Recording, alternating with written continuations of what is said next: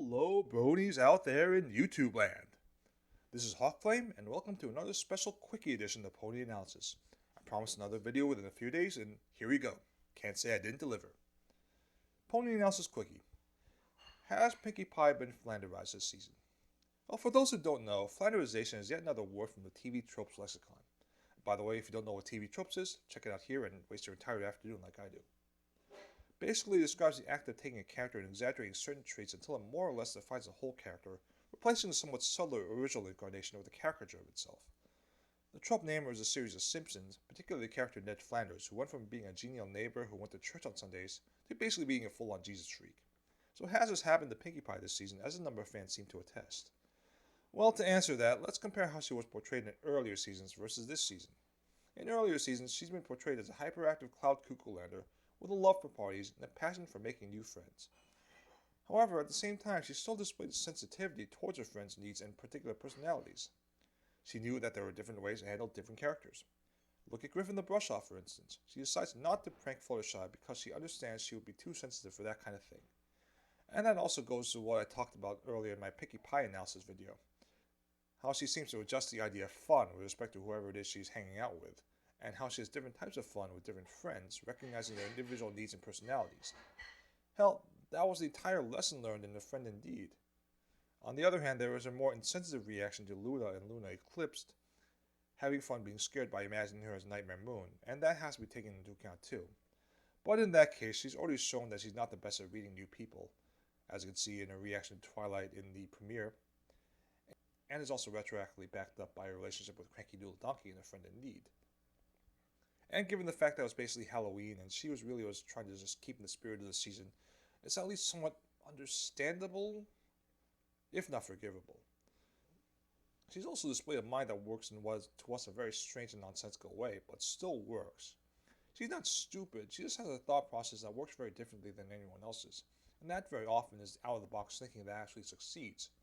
Prime example of this is Giggle at the Ghosties, in which she basically sings away fears. Very much a case of the Cloud Klukerlander was right. Yep, TV tropes again. She also displayed a strong sense of self-doubt and something of a fragile ego, at least in her focus episodes. I go into more detail in my full analysis video on Pinkie, but basically episodes like Party of One and Too Many Pinkie Pies has her define herself by being loved by her friends, and, well, she feels very empty when she feels she's lost that. That quality is one of the key things that really keeps her a three-dimensional character. Now let's look at Season 4.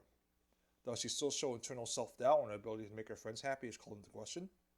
Yep, certainly. Look at Pinkie Pride, that was the whole point of the episode.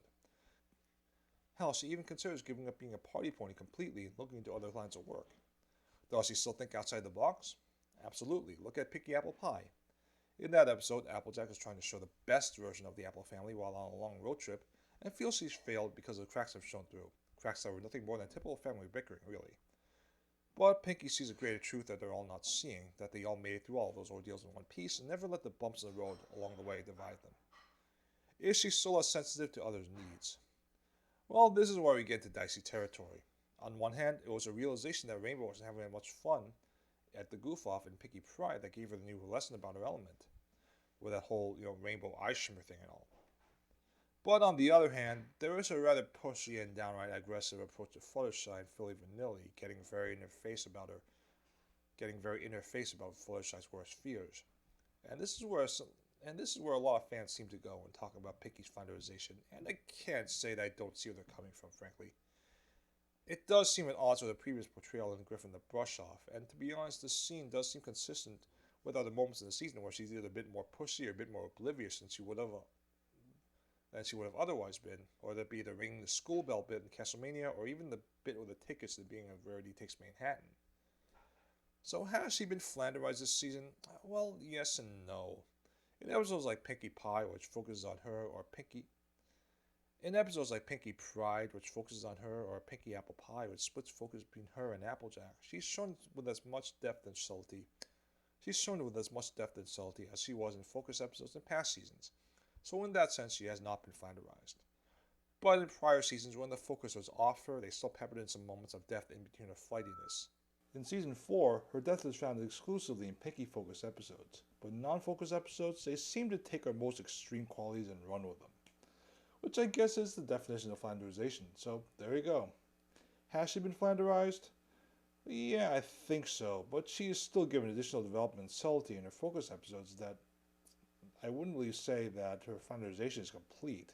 She still displays qualities that make her a great character, but only when she has more than 5 minutes of screen time, it seems. Anyway, that wraps up this episode. Thank you guys so much for watching. Hope you guys enjoyed my take on Pinkie's exposure this season, and I'll see you next time in another Pony Analysis.